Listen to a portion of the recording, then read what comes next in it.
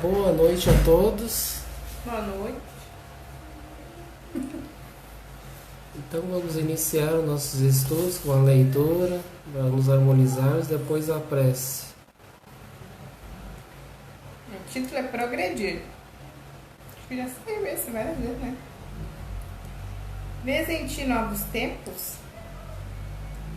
Para que novos tempos de paz, alegria e prosperidade vinguem, trabalha contigo mesmo. Usa boas ideias, apara defeitos e corrige erros. Faze nascer o sol interior.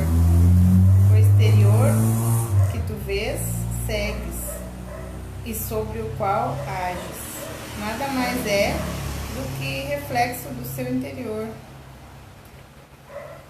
Pois, como pensas, assim ele é. Usa o poder que tens. Agora é o momento de fazer os projetos de elevação, prosperidade e paz maior. É a hora de olhar para dentro e enxergar ali uma luz, uma força e vigorosas condições de progresso. Para assim embelezarem as árvores, trocam as folhas e as pessoas as ideias. Saiu terça-feira essa mensagem. É mesmo. Vê. Então vamos elevar o pensamento a Deus, rogando com a sua permissão para mais este encontro da noite de hoje, e que possam os nossos familiares amigos, sob a tutela do nosso amado Pai Francisco, que possam nos inspirar a todos neste banquete espiritual em que iremos estudar o Evangelho do nosso Senhor e que possamos estudar, meditá-lo da melhor forma possível, que possamos entender a sua mensagem de amor, de paz a todos os corações, à luz do Espiritismo. Que todos os nossos mentores nos inspirem para que a gente possa ser humildes instrumentos de trabalho, que possamos ter um bom entendimento para podermos facilitar da melhor forma possível, e que aqui neste ambiente de paz, de harmonia, esses bálsamos de luz caindo sobre nós, nos iluminando, e que possam amparar, iluminar aos vizinhos, ao bairro, a todos aqueles que vão acompanhar ou que estão acompanhando esses estudos. E assim, Senhor, em Teu nome, então damos início às nossas atividades da noite de hoje, que assim seja. Assim seja. Então a gente parou ali na perícope da tentação de Jesus, era isso, né? Por último.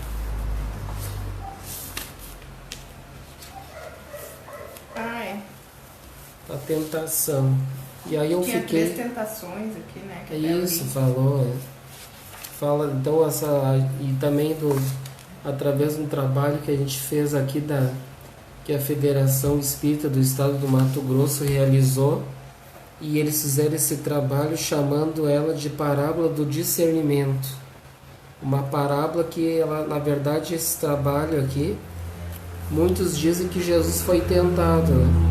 Só que na verdade daí eles colocando esse nome parábola do discernimento serve para nossas vidas, na verdade. Porque nós somos suscetíveis a erros, né? A sofrermos tentações, que somos imperfeitos, mas o Mestre, por ser perfeito, então ele, né, tem essa perfeição relativa a Deus, ele não é suscetível a erros, né? E tanto que ele veio aqui não teve erros nenhum, né? Não errou nada, né? Um corpo físico aqui encarnado, ele veio aqui somente para dar um exemplo, né? Foi só como um modelo pra gente saber como... É um modelo. Então, exatamente por ele ser um modelo, né, de perfeição relativa a Deus, como que ele vai ser tentado? Daí, então ele não seria essa perfeição relativa, né?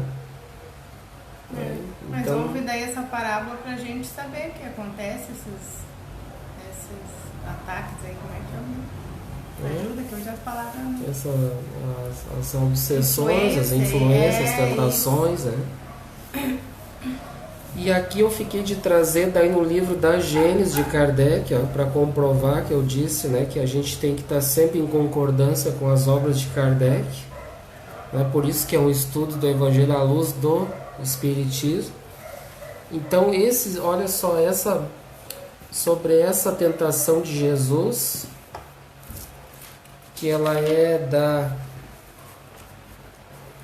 vamos ver aqui. Tu tem ali qual é que é a tentação de Jesus, qual é que é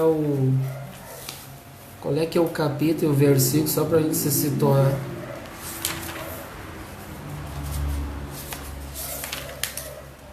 Tentação de Jesus, capítulo 4, do 1 ao 11. No capítulo 4, do 1 ao 11. Trata então em Mateus dessa tentação de Jesus. Então nós vamos ler aqui a passagem que a gente já tinha lido, né? Vamos ler de novo ou não precisa? A gente já leu e já tinha até comentado, né? Eu fiquei só de trazer a explicação da Gênese de Kardec, que fala sobre isso. Então, na Gênese de Kardec, no capítulo 15, essa Gênese aqui que eu utilizo é a Gênese da primeira, quinta edição da CELD, que é o original, né? Tradução do original, da Gênese original. Então, aqui diz assim, no capítulo 15, no item 52, 53, então fala sobre a tentação de Jesus, ó, vamos ver. Diz assim, eu compreendei, portanto, o sentido dessa parábola. Ó, então já está dizendo que é uma parábola. Realmente é uma parábola isso aqui. E a gente sabe que parábolas são símbolos, né? Que Jesus falava para as pessoas, contava as histórias e tudo. Ali eles colocaram como se fosse o próprio Cristo passando por aquela história, né? E aí então, por isso que eles acharam que o Cristo, que aconteceu tudo aquilo com ele, né? Mas então, por ser uma parábola, então não é uma história, é uma simbologia, né? Ó, porque é uma delas, ó, uma das parábolas, que a gente até já trabalhou aqui numa sexta-feira, já está registrado, né? A gente gravou ela aqui, parábola do discernimento, que a Fente colocou. Diz assim como a do filho pródigo, ó, e a do bom samaritano, uma nos mostra os perigos que correm os homens, ó, viu? Então essa parábola, ela vai nos relatar os perigos que nós corremos, não que Jesus correu, né? Jesus não correu perigo nenhum, né? Ele era o mestre, conhecia todos, afastava todos os males, né? Então é para nós, ó. Se não existem a essa voz íntima que lhes grita sem cessar, tu podes ser mais do que és, ó. Podes possuir mais do que possuis, podes progredir, adquirir, cede a voz da ambição, ó. Então é a voz interna falando com nós, na verdade, nessa parábola, né? É a voz interna. E todos os teus desejos serão satisfeitos. É o que diz na parábola, né? Ali mostra então que o demônio, inclusive o demônio arrebatou Jesus. Como é que um demônio, a gente sabe que é um espírito inferior, né? Como é que um espírito inferior vai pegar Jesus e vai levar para onde ele quer, né? É uma coisa bem, né? Não faz sentido realmente.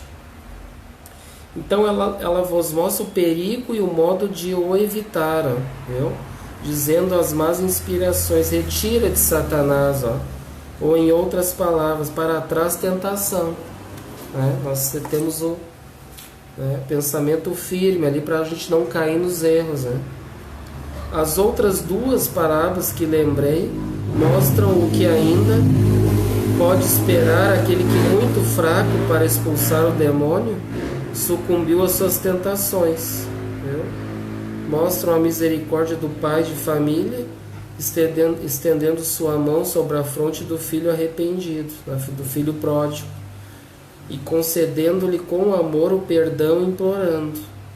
Ela vos mostra o culpado, o cismático, o homem repelido pelos seus irmãos, valendo mais aos olhos do juiz supremo do que os que o desprezam, porque ele pratica as virtudes ensinadas pela lei de amor. Pesai bem os ensinamentos dados nos evangelhos. Sabei distinguir o que está no sentido próprio ou no sentido figurado. e os erros que vos cegaram durante tantos séculos se apagarão pouco a pouco para dar lugar à resplandecente luz da verdade. Ó.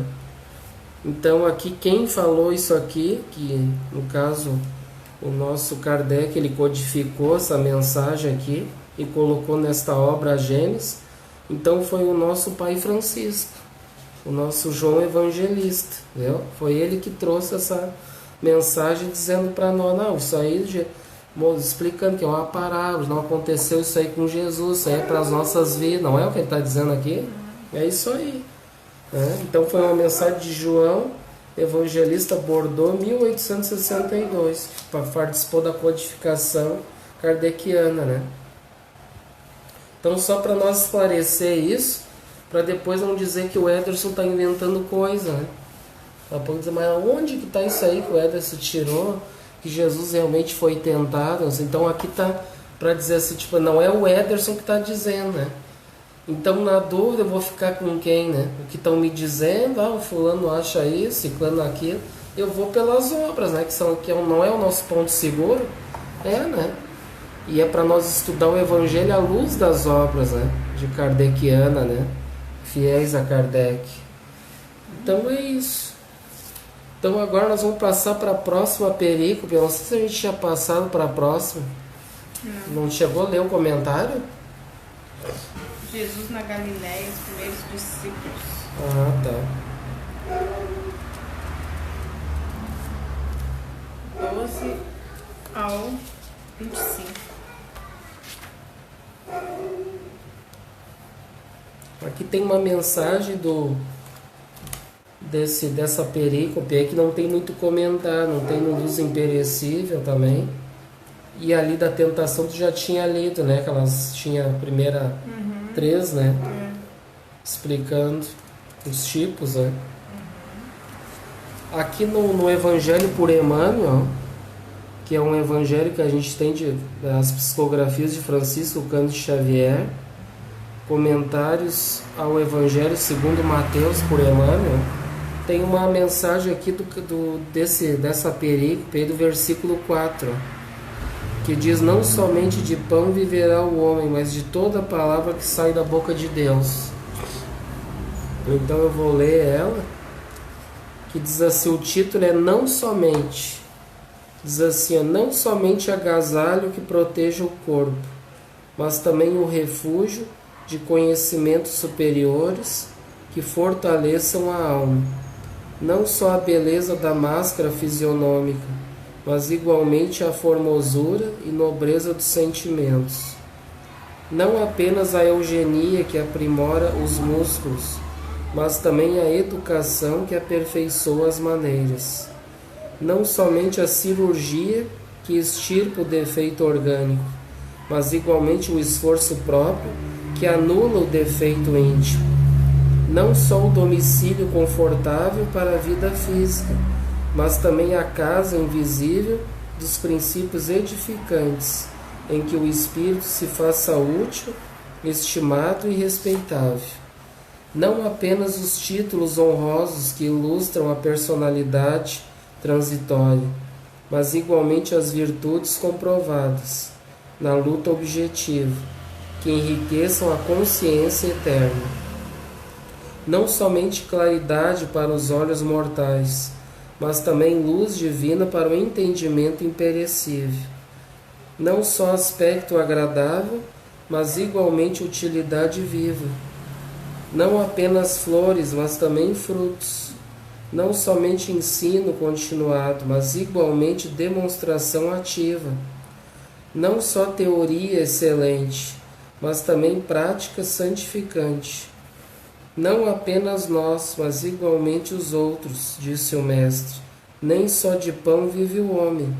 Apliquemos o sublime conceito ao imenso campo do mundo. Bom gosto, harmonia e dignidade na vida exterior constituem dever, mas não nos esqueçamos da pureza, da elevação e dos recursos sublimes da vida interior, com que nos dirigimos para a eternidade, está no livro Fonte Viva da FEB, editora, no capítulo 18. Então essa é a mensagem, que tem uma mensagem aqui desse versículo, dessa perícope aí. Então ele explica bem aqui, né? Não só se tratando das questões materiais, mas dando prioridade ao espiritual, né? As boas maneiras, a educação, as coisas edificantes, né? Então tá. Então vamos para... Agora não tem mais... A gente falou um pouco ali sobre essa tentação aí. Deu para nós entender bem naquele comentário ali também no estudo passado, né? E agora nós vamos então para a próxima perícope, que é o capítulo 4 ainda. É o capítulo 4 do 12 ao 16, né? Ao 25. Do 12 ao 25.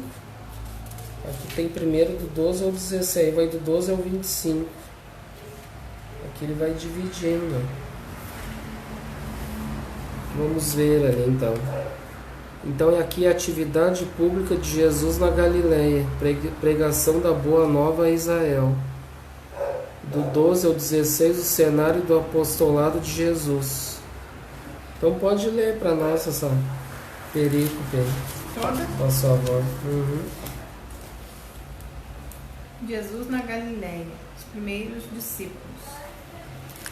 E quando ouviu Jesus que João fora preso, retirou-se para a Galileia.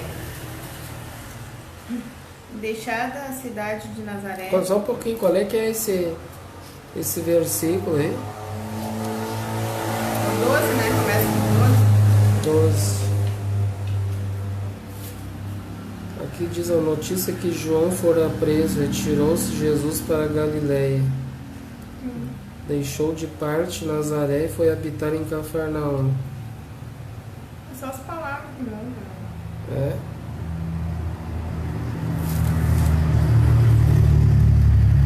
Vamos ver dessa aqui como é que tá. O 4.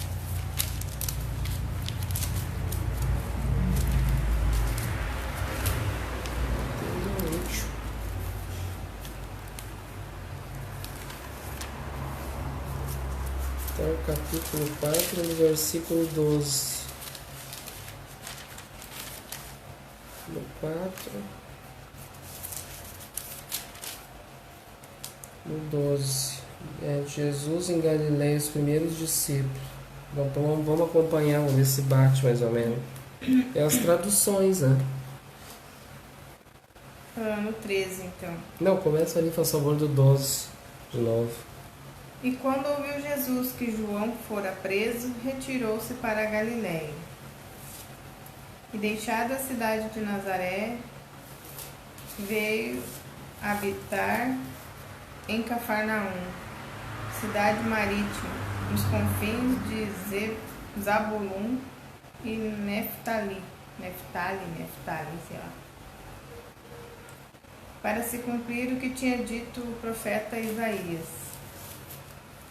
A terra de Zabulon e a terra de Neftali,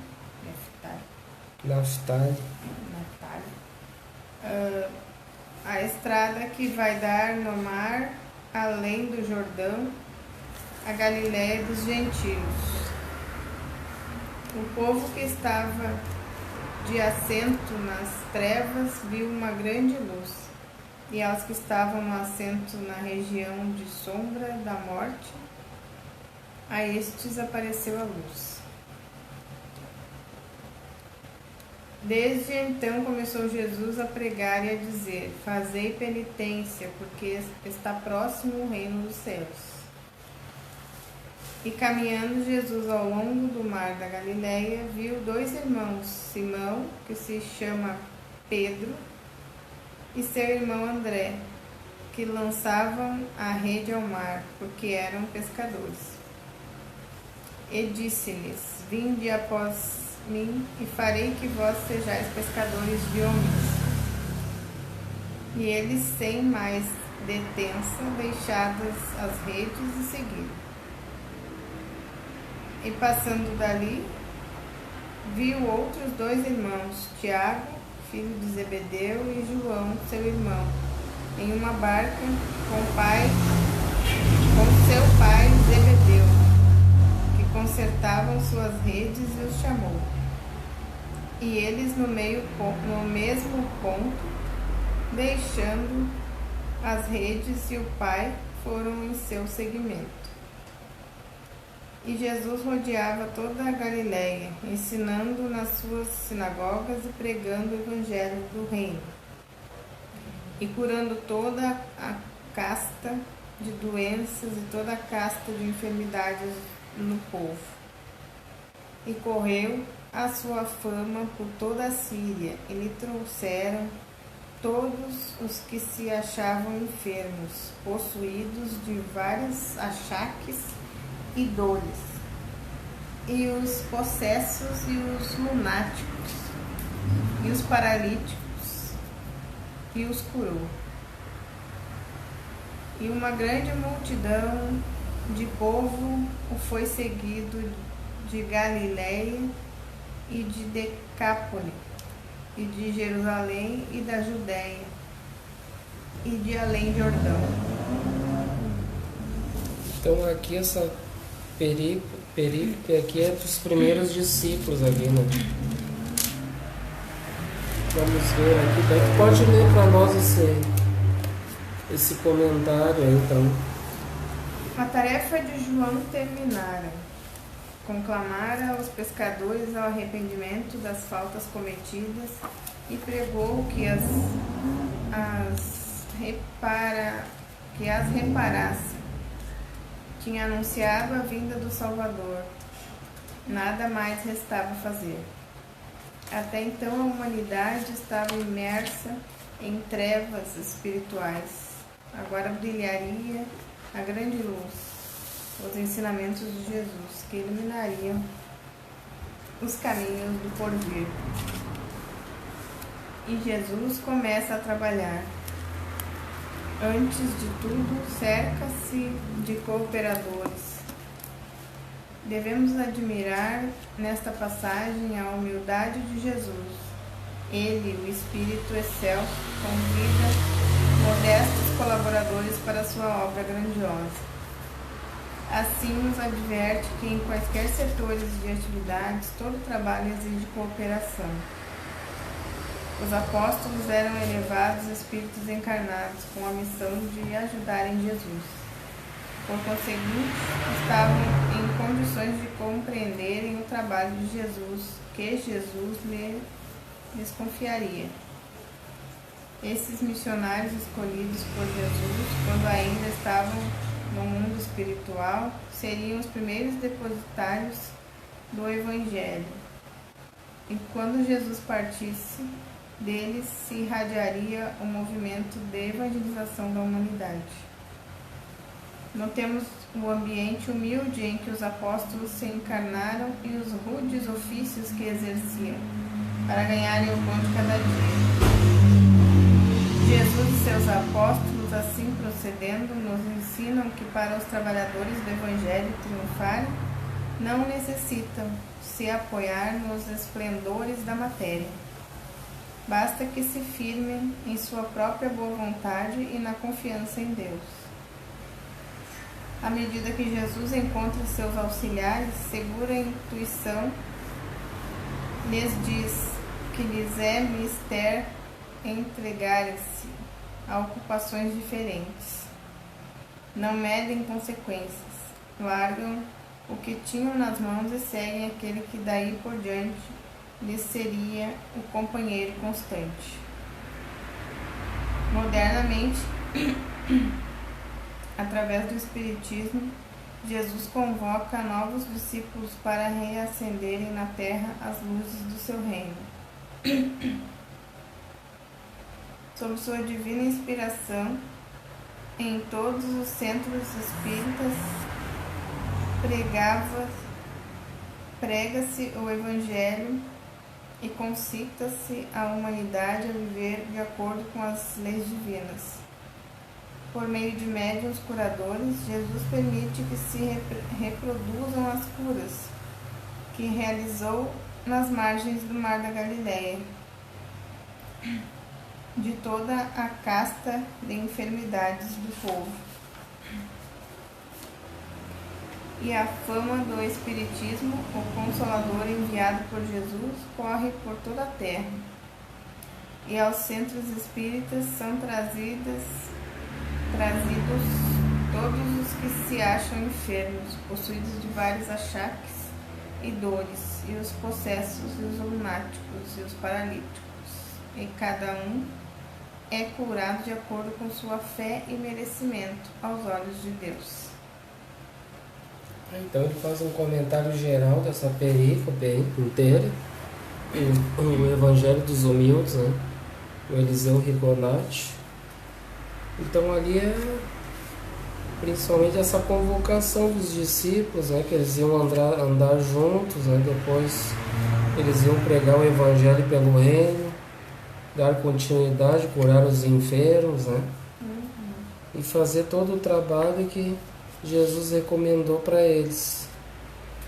Aqui tem um versículo do versículo 20 dessa perícope, do Evangelho por Dentro, que é o estudo pelo Espírito Honório Abreu, o Espírito já desencarnado, Honório Abreu, psicografado por Wagner Gomes da Paixão. Aí tem um comentário humildinho do versículo 20 dessa perícope, capítulo 4, versículo 20. Diz assim: eles, deixando imediatamente as redes, seguiram os discípulos ali, né, quando ele estava convocando os discípulos, então eles deixaram as redes e seguiram. Né? Então ali ele vai explicando, eles deixando imediatamente as redes. Todos nós, no plano de entendimento, aos interesses que nos são próprios, formamos pelos pensamentos acalentados e pelos desejos ardentes, o modus vivendi de natureza personalista. Representam esses hábitos e sistemas pessoais de vida as redes, com que pescamos no mar da vida, com o objetivo de ganhar experiências e trânsito mais fluente pelos temas da criação.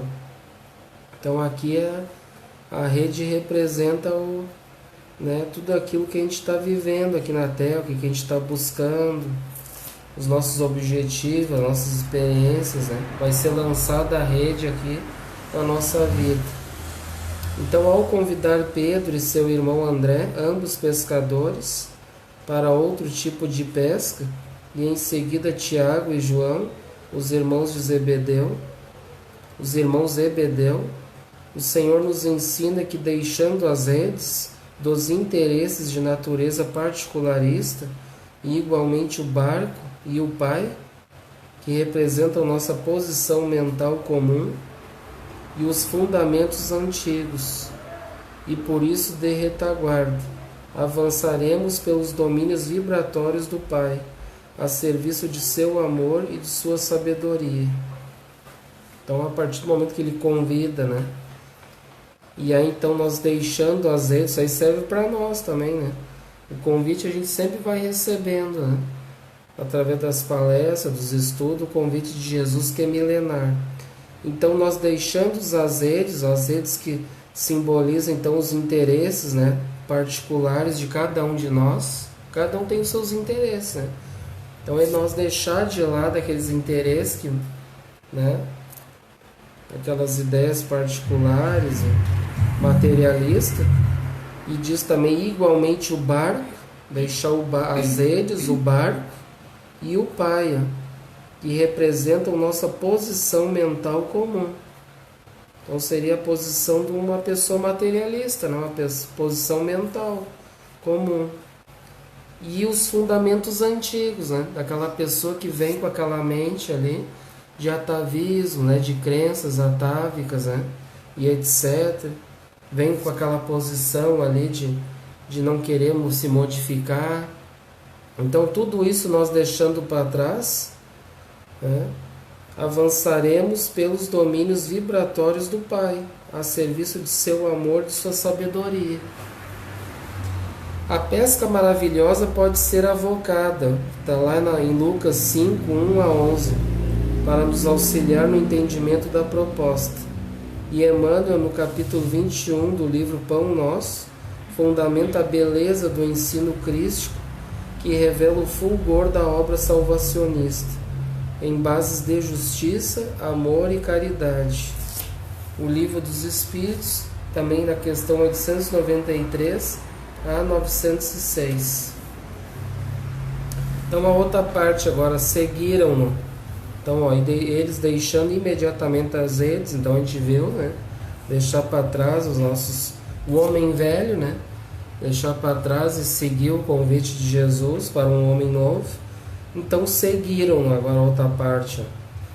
Há quem se detenha no conhecimento e na viciosa verbalização automática das verdades evangélicas. Todavia, seguir Jesus expressa visceral adesão, atitude que se inicia consoante tudo o que se reporta ao tema evolução, por leve abertura mental, geralmente nas linhas de abordagem em que os temas da renovação espiritual, em base de reflexão sincera, passam a se instaurar pelo entendimento. Então, através da nossos estudos, ele diz aqui no início aqui, há quem se detém no conhecimento só, e na viciosa verbalização automática. Então ele tem aquele conhecimento, não fica só no intelecto, como a gente já diz assim, no que a gente está sempre dizendo, decora, né? Decora os verbos evangélicos, o verbo ali, e não é para ser nisso, né? Então, todavia, seguir Jesus significa uma atitude que se inicia consoante tudo o que se reporta ao tema de evolução. Então, nós vamos evoluir por leve abertura mental, geralmente nas linhas de abordagem que os temas da renovação espiritual, em base de reflexão sincera, ou seja, então fazer uma reflexão interior, né? Lembra, a gente não deve ficar só no conhecimento dos estudos, a gente deve conhecer e sentir no coração aquilo que a gente está estudando, né? E pôr em prática, né? Em base de reflexões sinceras conosco mesmo. Ele está dizendo, passam a se instaurar pelo entendimento. Então, através do entendimento, do conhecimento, nós vamos estudar e vamos refletir, vamos praticar, viver, né? Aquilo. Podemos lançar mão de imagens como os primeiros clarões da aurora, rasgando a escuridão, ou quando alguém irracível ou mais radical diante de pessoas e acontecimentos, por um instante aceite considerar o que até então renegara irremediavelmente. Né? Então aquelas pessoas que vêm com aquelas ideias, né, atávicas, ela pode aceitar, né, aceitar o convite, aceitar, considerar o que até então ele negava irremediavelmente. A página intitulada Boa Vontade, constante do capítulo 66 do livro Pão Nosso, de Emmanuel, auxilia-nos a compreender que Jesus é seguro mecanismo de projeção íntima das esferas densas e caprichosas para as áreas superiores da vida universal. Ele fala meio complicado assim, mas a gente consegue entender bem, né? Então ele diz, compreender Jesus é um seguro mecanismo de projeção íntima de cada um, né? Cada um vai ter o seu, vai partir ali para aquele conhecimento de projeção. Então, das nossas esferas densas, né, caprichosas, né, aquela pessoa que está enrijecida ali no velho homem, ali nos vícios, né, nos seus caprichos. Então, para as áreas superiores da vida universal. Essa é que é a ideia, né? Nós alçar voo, né? Sair desse homem chumbado aqui, preso, denso, né? As coisas já os atavismos, vícios, né? Ignorância, né? Para seguir em frente. Então esse é o que ele deixa a mensagem para nós, né? Deixando as redes e seguir Jesus, né? Então nós deixar o homem velho e seguir rumo ao Pai, né? E depois nós temos aqui também outra mensagem que ele foi do versículo 20. Nós temos outra que tá chegando, já pode ler também para nós, por favor. Então tu lê essa mensagem aí do capítulo 4, versículo 25. Outra mensagem do livro O Evangelho por Emmanuel, aos comentários de Mateus. Sim. E seguiram turbas numerosas da Galileia, de Decápole, de Jerusalém, da Judéia e do outro lado do Jordão. Ajudemos a vida mental. A multidão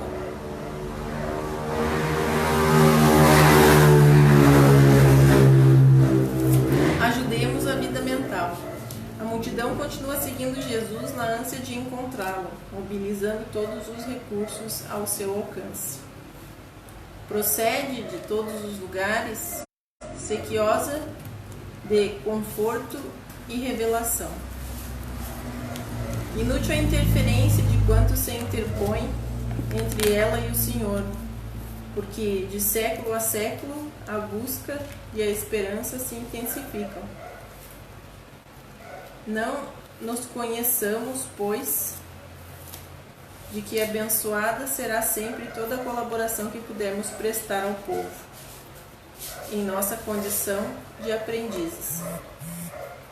Ninguém precisa ser estadista ou administrador para ajudá-lo a enganar-se, a engrandecer-se. Boa vontade e cooperação representam as duas colunas mestras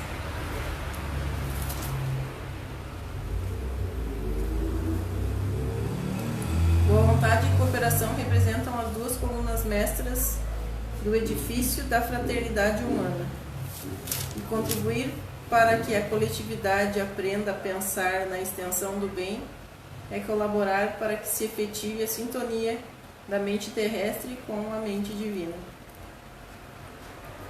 Descerra-se à nossa frente precioso programa nesse particular. Alfabetização,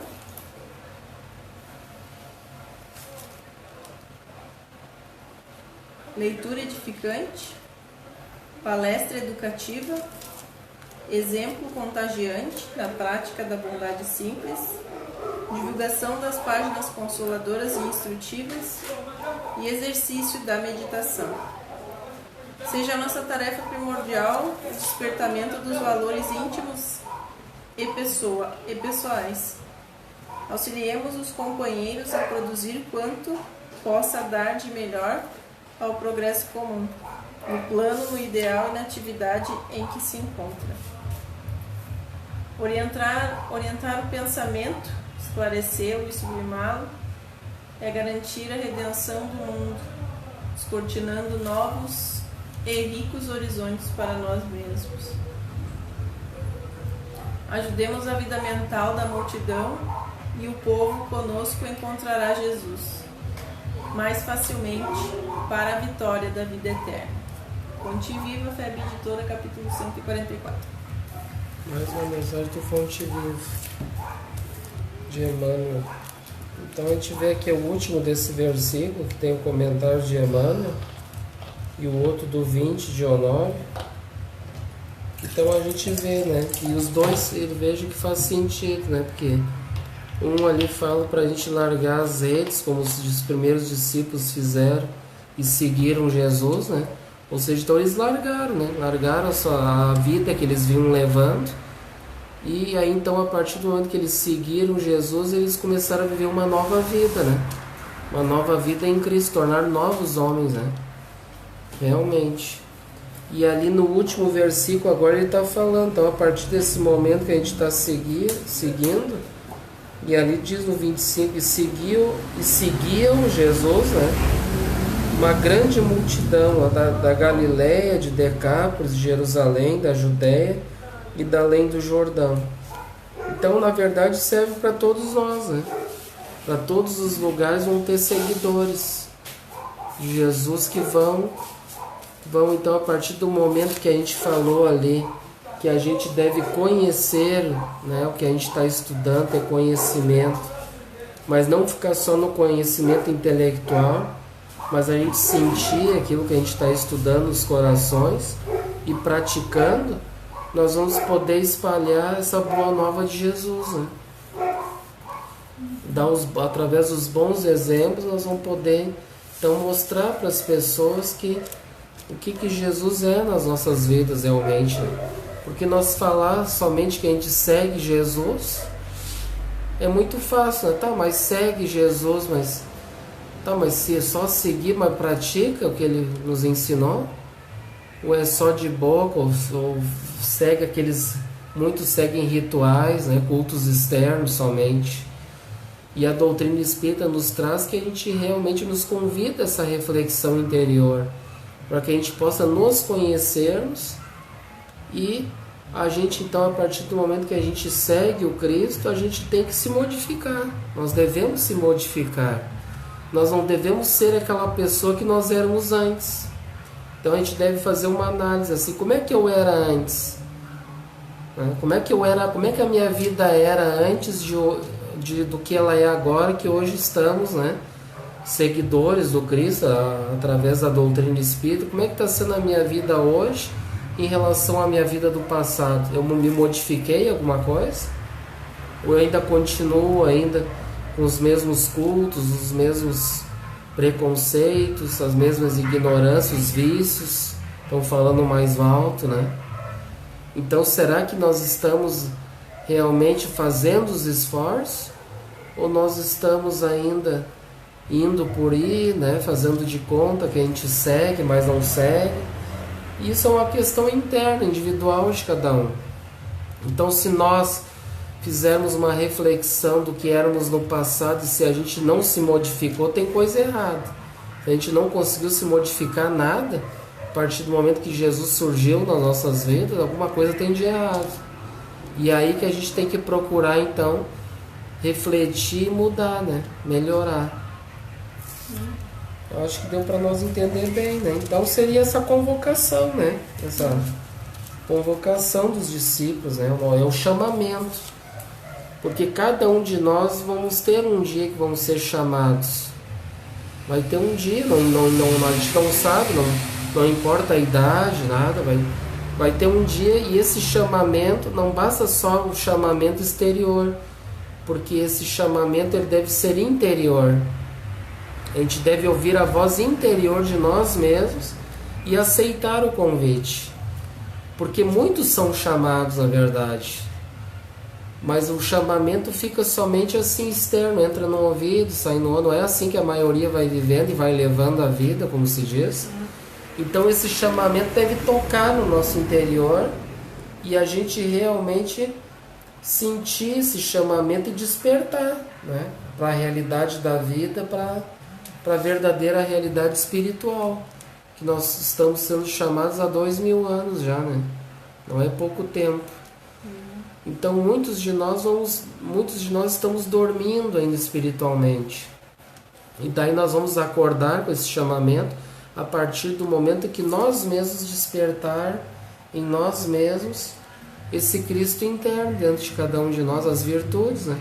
As sementes que estão ali aguardando essa germinação, para que a gente possa dar o pontapé inicial para seguir o Cristo, como ele diz que ele é o caminho, a verdade e a vida. Ninguém vai ao Pai senão por ele, fazendo os esforços. Ficou bem entendido, eu acho, né? Então vamos para a próxima perícope agora, que é do capítulo 5, agora vamos adentrar. Vamos entrar já no Sermão da Montanha, as Beatitudes. E ela vai até do capítulo 5, do versículo 1 até o 12, essa primeira parte. Cada um, acho que tem exemplo em cada um deles. Daí tu vai lendo, então. Vai lendo, aí tu vai lendo e eu vou vendo se tem algum também algum versículo que tenha comentário aqui. O Sermão da Montanha, as Beatitudes. E vendo Jesus a grande multidão do povo, subiu ao monte e depois de se ter sentado, se chegaram para o pé dele os seus discípulos. E ele, abrindo a sua boca, os ensinava, dizendo: Bem-aventurados os pobres de espírito, porque deles é o reino dos céus. Não devemos ver na expressão pobres... Então, só um pouquinho, tu leu ali tu vê até o versículo 3, né? Agora então, tem um comentário. Que daí ele começa falando bem-aventurado, o primeiro sermão, né? Bem-aventurados os pobres de espírito, porque deles é o reino dos céus. Aí agora tu tem um comentário aí do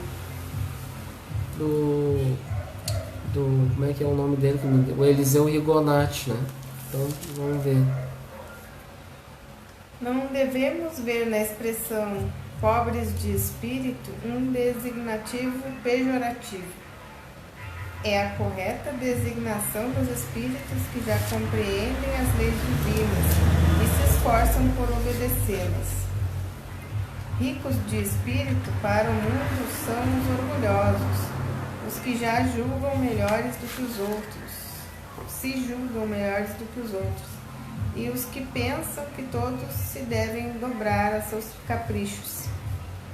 Pobres de espírito para o mundo são os humildes, os modestos, os bondosos, os quais colocam os deveres da fraternidade acima de tudo. Agora vem o versículo 4. Tá, só um pouquinho. Daí nós temos aqui então também. Então aí ele fala, né? O que é bem-aventurado os pobres de espírito? Porque deles é o reino do céu. O que ele quer dizer com os pobres de espírito aí? E aí eu achava que era o contrário. Muitas pessoas acham que entende de outra forma, né? Por isso que é bom a gente estudar.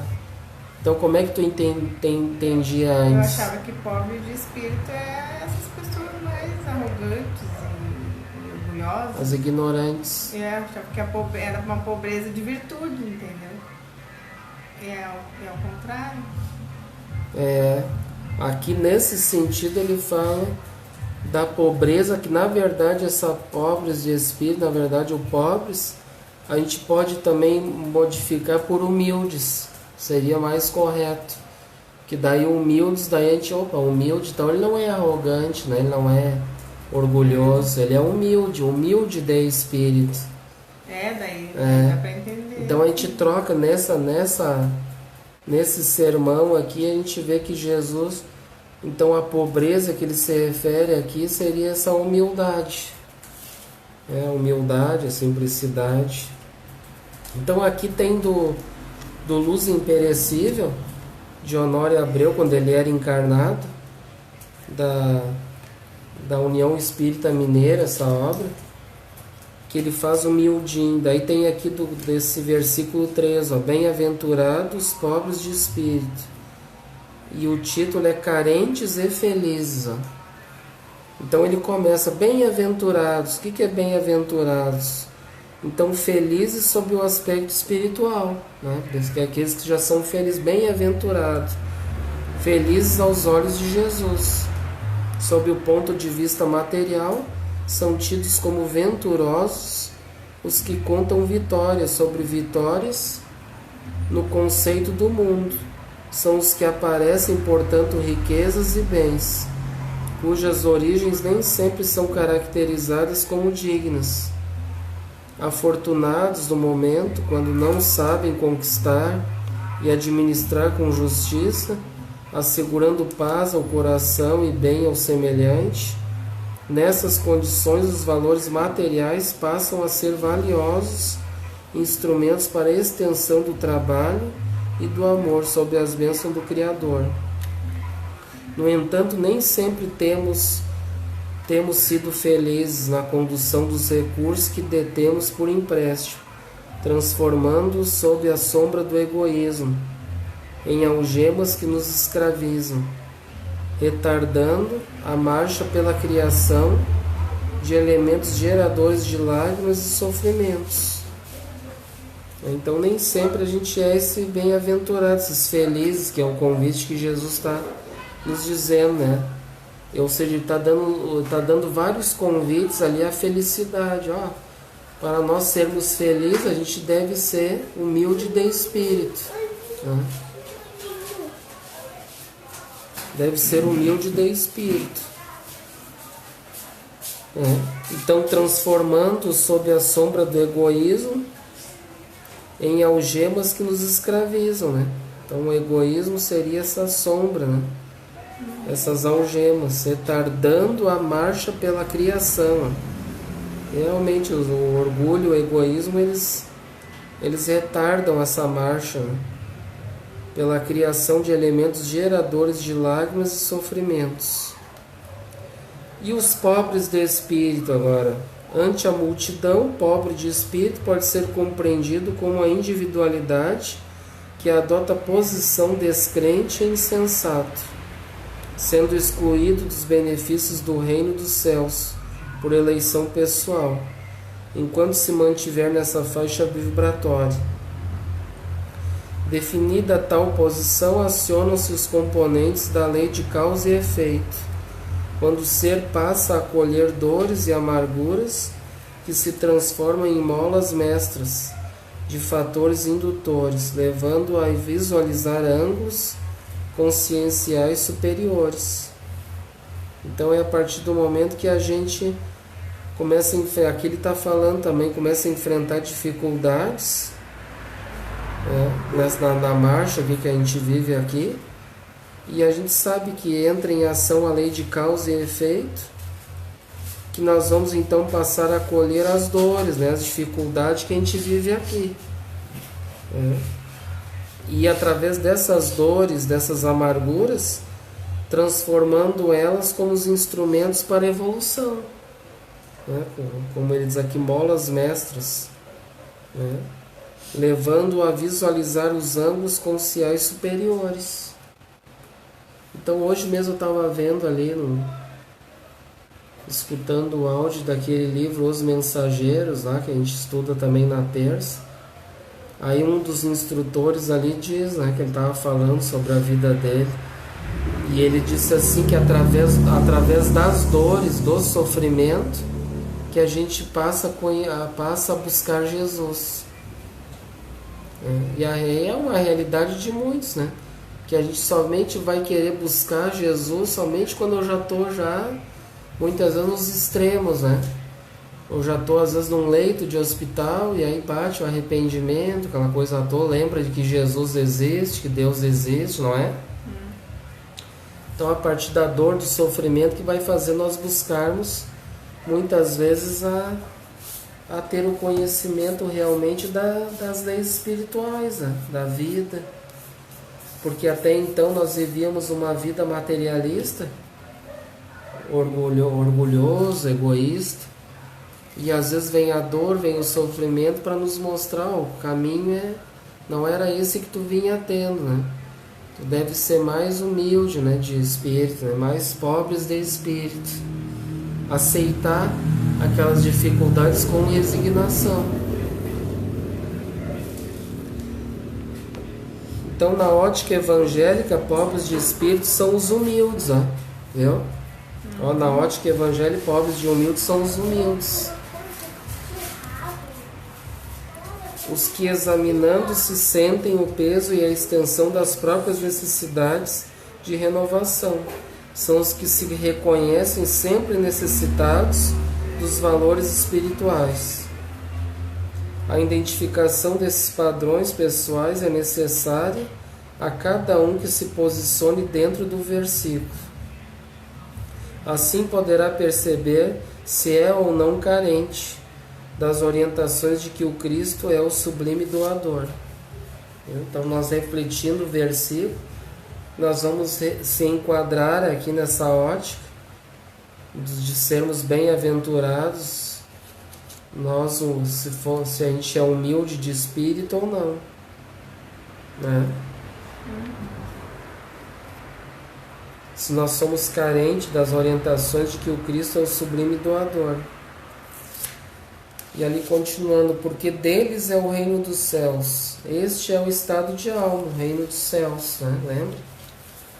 Estará no reino dos céus aquele que usufruir de equilíbrio, verdade, amor, trabalho e humildade acima de tudo. Ora, o pobre de espírito nutre o princípio de que todos podem ser melhores, mais instruídos e mais experientes do que ele. Daí sua prudência, em todas as circunstâncias e em qualquer lugar. Fala baixo porque admite que outros desfrutam de mais autoridade. Ocupa os últimos assentos porque aceita que há outros mais importantes. Então aqui ele fala umas coisas importantes, assim, humildes de espírito, né? Será que a gente está exercitando a humildade? A gente procura sempre falar baixo, a gente quer se exaltar, né? Quando um está falando, quer atropelar o outro, quer falar mais alto, porque quer saber mais que o outro, né? Então eu não estou sendo humilde, né? Se eu estou querendo levantar a minha voz, quero, né, falar mais alto que o outro. Então ele diz, fale baixo, porque admite que os outros desfrutam de mais autoridade, ó, de que nós. Entendeu? Então a gente sempre se colocar como o Chico se colocava, quer dizer que era só um verme, né? um cisco. E muitas vezes, para muitos é difícil isso. A gente baixar a voz ali, baixar a cabeça, né? Às vezes a gente já quer se impor, né? Em tudo. Então por aqui que vai fazer a gente refletir se a gente está realmente sendo humildes de espírito, né? Pobre de espírito ou não. Ocupa os últimos assentos, né? Então a gente quer sempre, ó, porque aceita que há outros mais importantes. Então será que a gente quer sempre passar na frente dos outros? Ou a gente quer ficar sempre, não, deixa os outros passar, eu fico por último, né? Ou eu quero sempre atropelar, quero sempre estar em primeiro lugar também, né? Atropelando os outros, é o primeiro. Querer ter prioridades e etc. Então a gente deve ter paciência. E outra coisa que porque aceita que há outros mais importantes, né? Tem opiniões próprias, mas não as impõe, porque cada um pode ter suas ideias, né? Aqui também, às vezes, a gente mesmo sendo espírita, a gente muitas vezes quer impor ao outro, não, porque eu sou espírita, eu aprendo isso, quer despejar muitas vezes conteúdo doutrinário nos outros, né? Não dá certo. Pois é, porque cada um vai ter a sua opinião, vai ter a sua verdade. Porque tu não sabe se o outro quer ser espírita, se ele aceita a doutrina espírita ou não. De repente ele é um ateu, ele é de outra crença, tu vai impor aquilo pra ele, não deve impor nada, né? Afasta mais ainda. É, a gente pode orientar ele, dar uma orientação, se tu viu que ele já rechaçou, a gente deixa ele seguir em frente, né? A gente respeita a opinião dele e ele faz o que ele quiser, né? A gente ninguém tem, o próprio Cristo não obrigava ninguém, né? Não impunha nada. Por que nós vamos, né, colocar para os outros aquilo que muitas vezes a gente não determina para nós mesmos, né? Porque é muito fácil determinar para os outros, mas eu não estou praticando aquilo que está sendo colocado para o outro, né? Então essas opiniões próprias, cada um vai ter suas opiniões, né? Sofre resignado, porque Deus é justo. Então nós espíritos, quando a gente cai em sofrimento, a dificuldade, a gente tem que entender, né? A lei de causa e efeito. Está passando por isso, nós espíritas a gente já sabe o porquê, né? Então nós vamos sofrer, passar por aquilo com resignação. A virtude da resignação, sem murmurar, né? Sem reclamar. e colocando que Deus é justo. E não como muitos colocam, aconteceu uma tormenta na minha vida, eu estou desempregado, estou com uma doença, que Deus é esse, né? Se Deus é injusto comigo, por que é isso? Porque é só comigo. Muitas vezes coloca assim, porque pela própria ignorância do não saber, de não conhecer as leis divinas. Mas ele não entende o porquê que aconteceu aquilo, o que ele fez no passado. Ele nem acredita em reencarnação, muitas vezes não acredita no passado, né?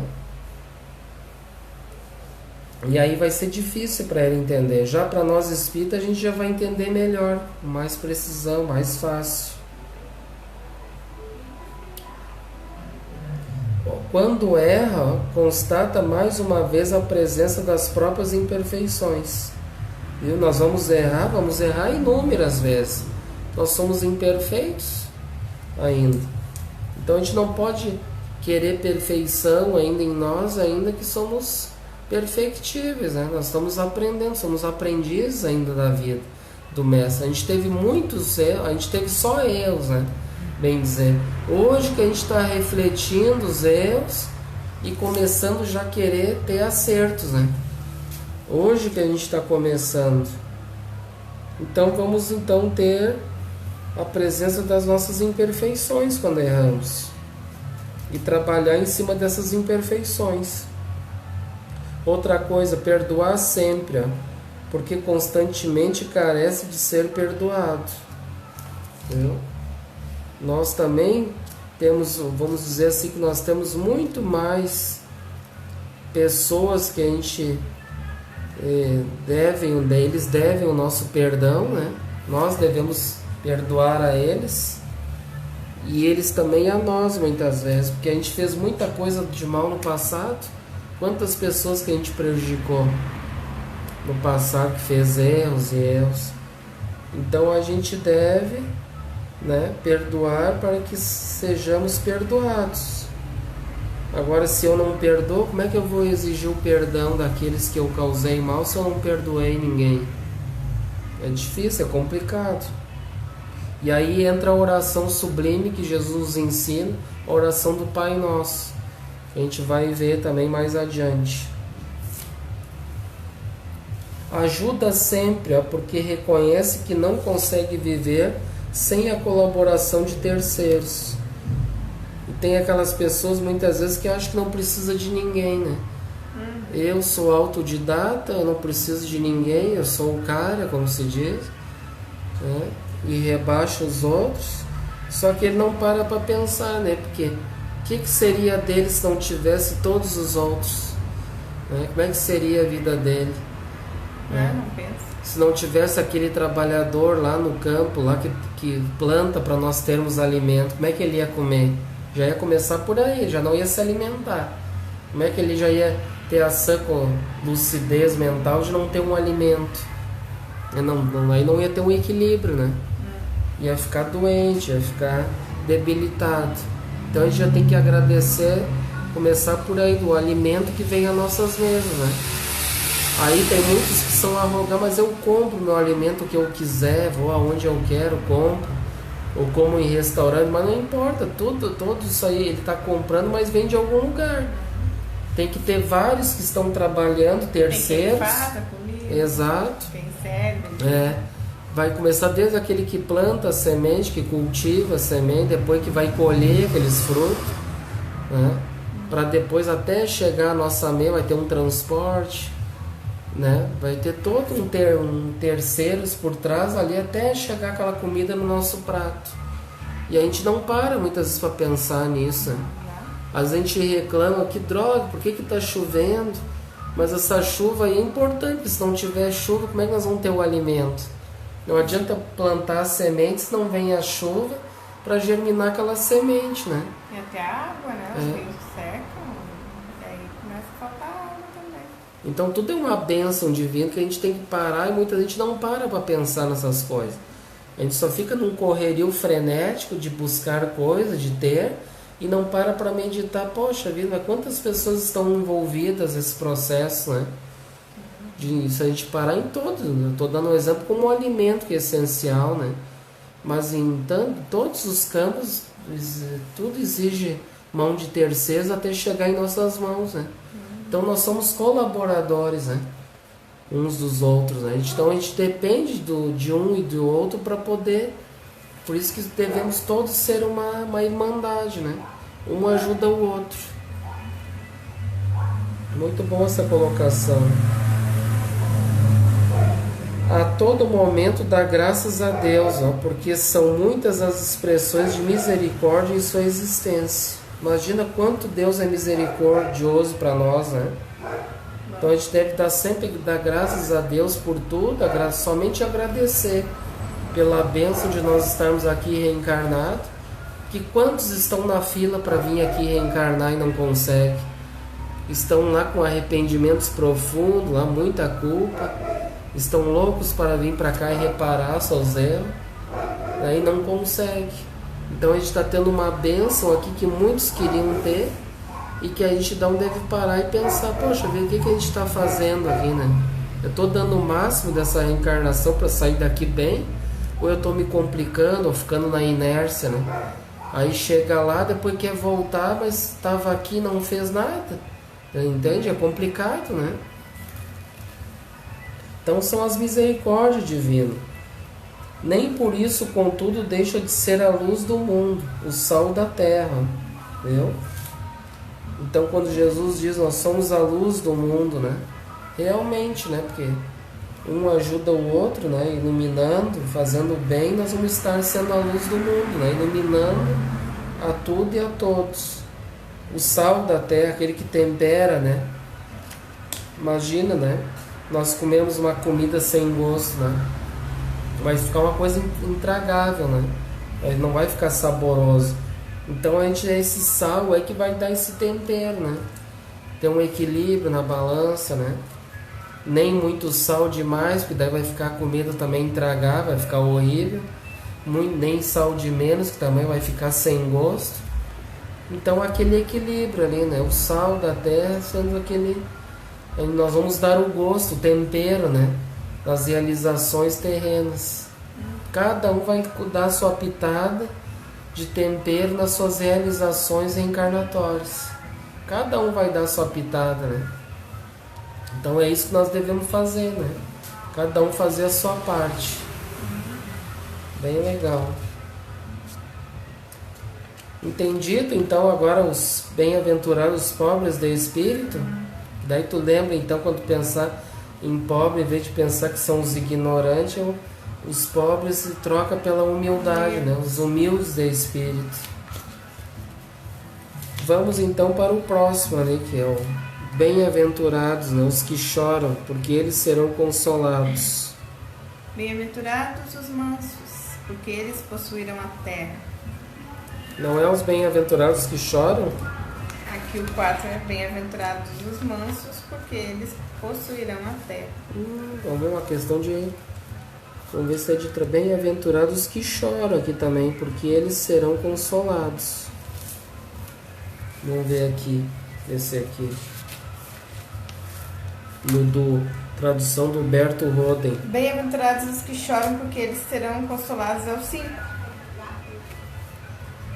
Ué, aqui tá como 4. Então aí tá com alguma... Tá com um erro de... Vamos ver nesse aqui. No 5. Sim, bem-aventurados os pobres, bem-aventurados os tristes aqui, porque serão consolados. Os tristes ou os que choram. Aí diz os mansos. Esse aí teu tá no 5. Então e tá... o 4 teu qual que é? O 4 é esse aqui, bem-aventurados que choram, porque eles serão consolados. É o próximo. Então ele trocou, inverteu, então. Ele só inverteu a ordem, então. Inverteu. Foi um errinho que deu aí. Tá, então vou ler o 5. Então tu lê o 5, que na verdade é o versículo 4, é o próximo. Bem-aventurados os que choram, porque eles serão consolados. O sofrimento é a moeda com a qual pagamos as faltas e os erros que em nossa ignorância cometemos em encarnações passadas, e com ele compramos nossa felicidade futura. porque os que sofrem têm contas a ajustar com a justiça divina.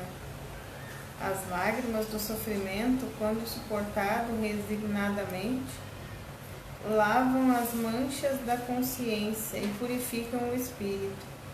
Por isso Jesus diz que são felizes os que choram, porque já iniciaram o resgate dos débitos anteriores. E embora a terra lhes reserve lágrimas, suaves consolações os esperam no mundo espiritual, onde entrarão libertos de remorsos, originados pelos maus atos praticados no pretérito. É isso, então? É isso.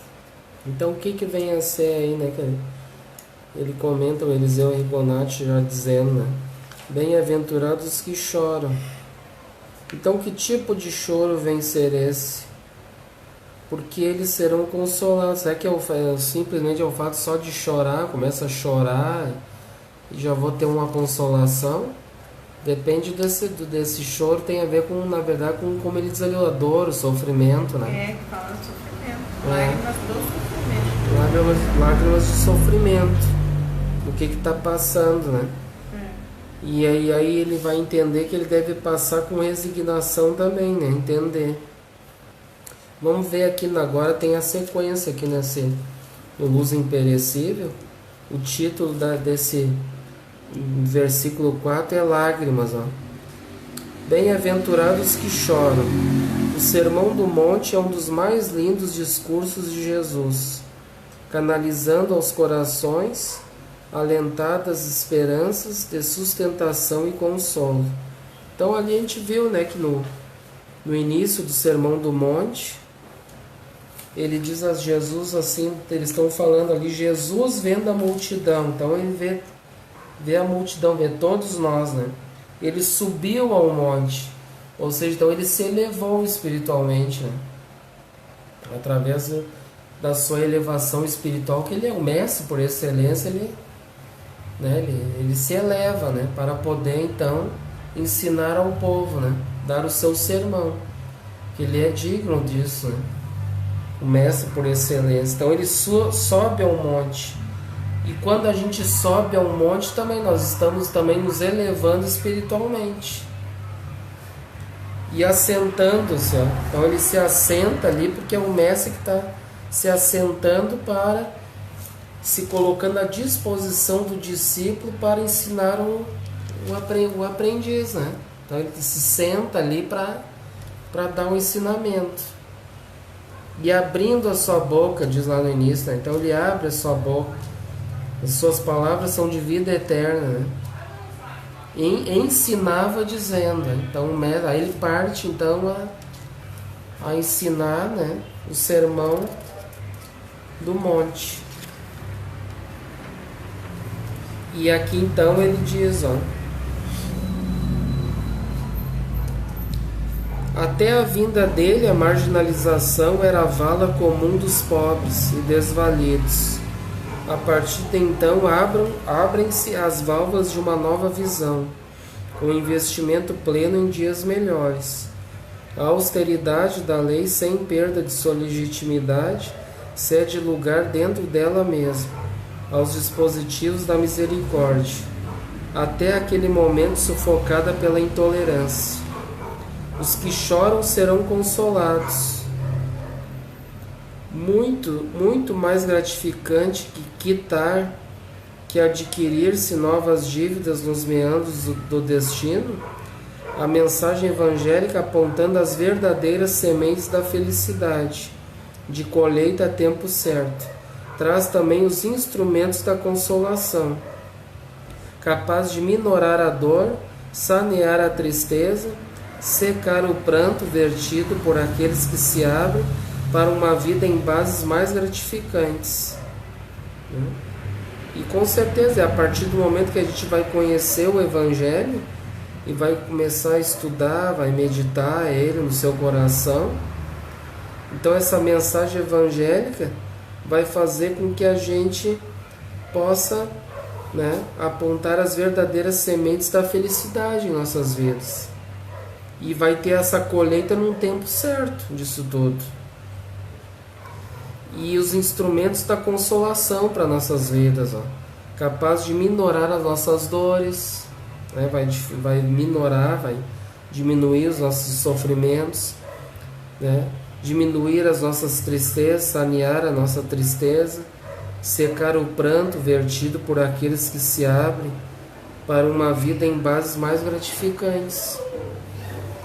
Quem consegue visualizar com claridade a marcha do progresso já pode depreender que as lágrimas, de acordo com a vibração que as emolduram, não apenas lavam o coração, descem pelo rosto limpando as marcas que o desfiguram, sugerindo ao espírito sofrido abrir-se para o sol e para as oportunidades de um novo dia.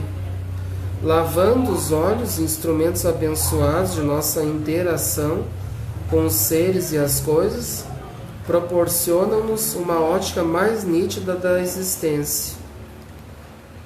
A observação mais ampliada da divindade não apenas favorece a identificação de recursos de conforto, mas aponta com nitidez várias frentes de trabalho, a aguardarem a sensibilização do coração, sofrido e embatido, para as empreitadas de ação no bem, acionadas a partir de si mesmo, na extensão do amor.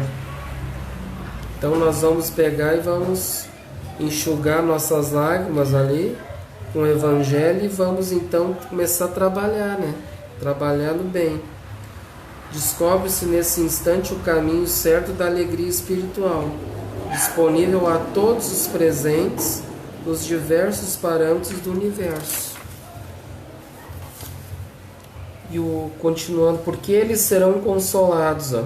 Então a consolação é a atitude cristã que alivia o que sofre e engrandece o que a sustenta e canaliza.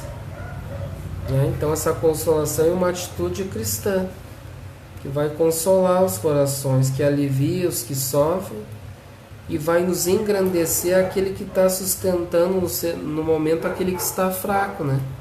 Que está abatido.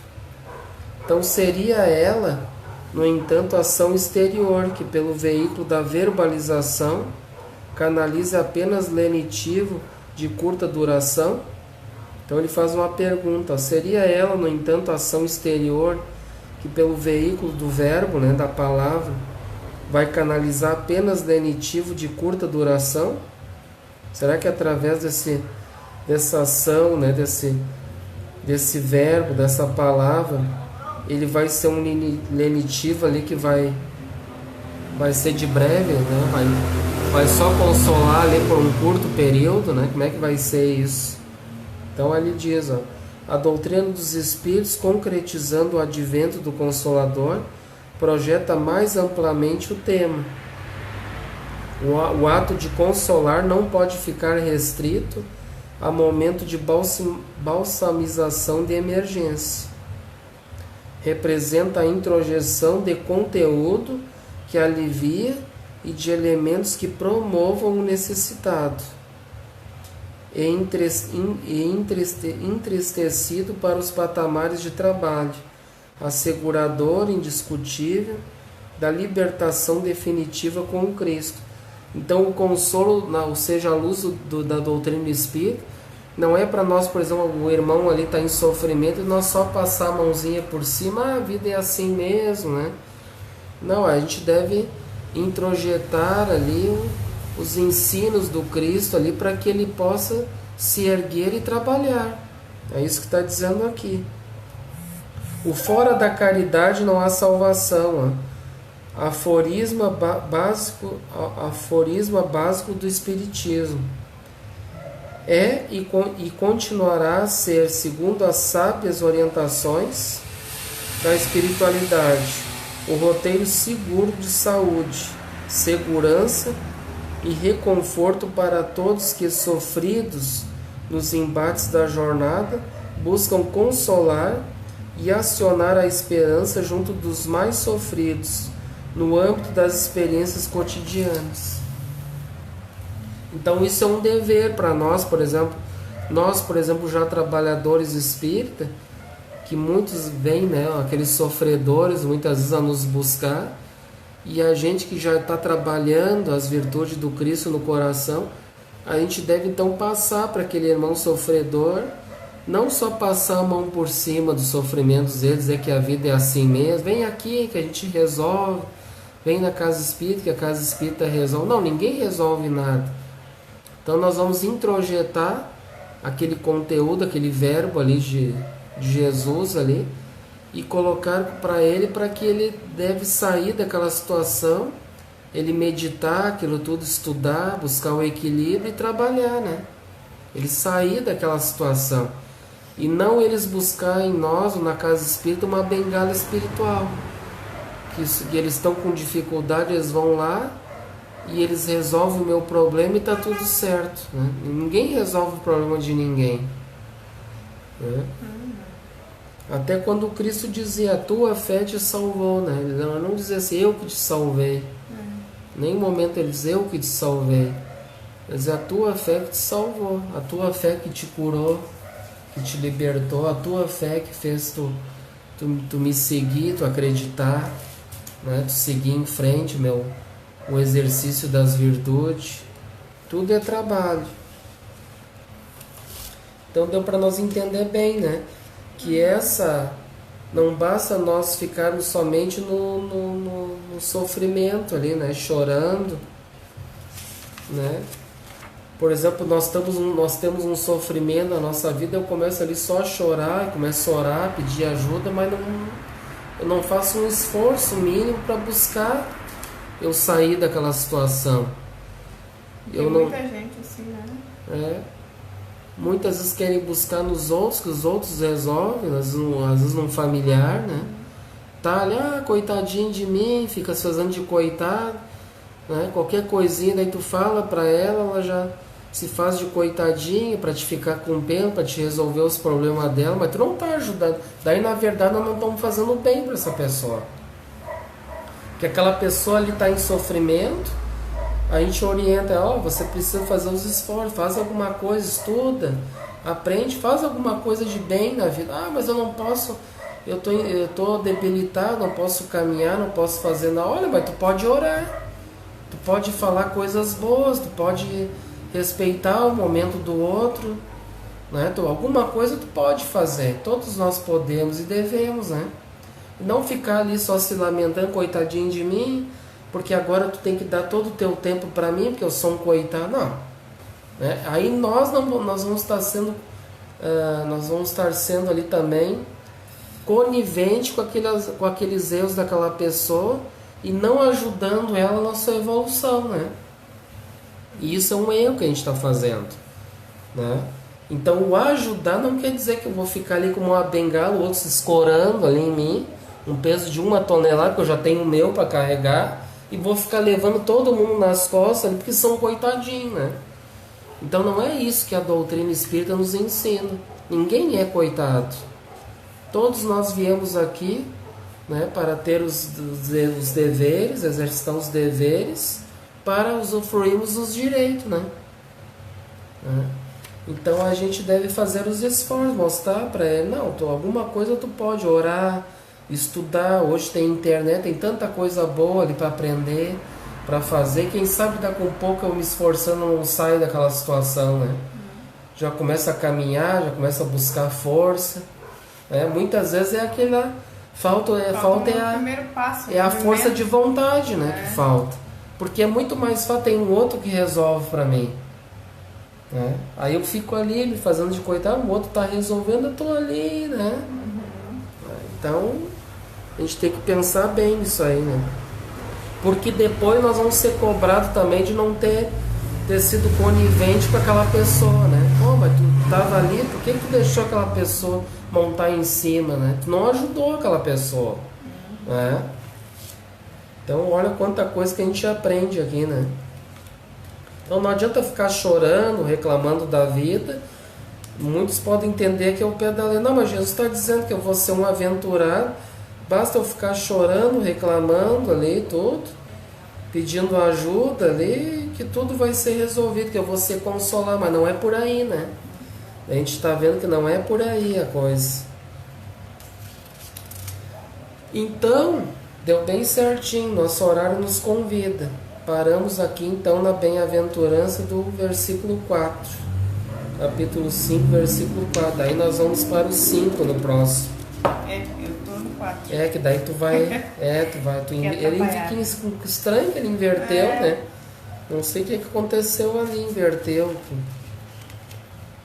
a situação, porque eu tô vendo aqui em duas Bíblias, a ordem é essa. Tá correto aqui. Na hora de editar, né? Tá errado. Pois é. Às vezes pode ser um erro ali de edição, né? Então tá, né, gente amiga? Eu quero aqui agradecer, abraçar aqui a todos. Um grande abraço aqui a todos que nos assistiram. A nossa irmã Maria Aparecida.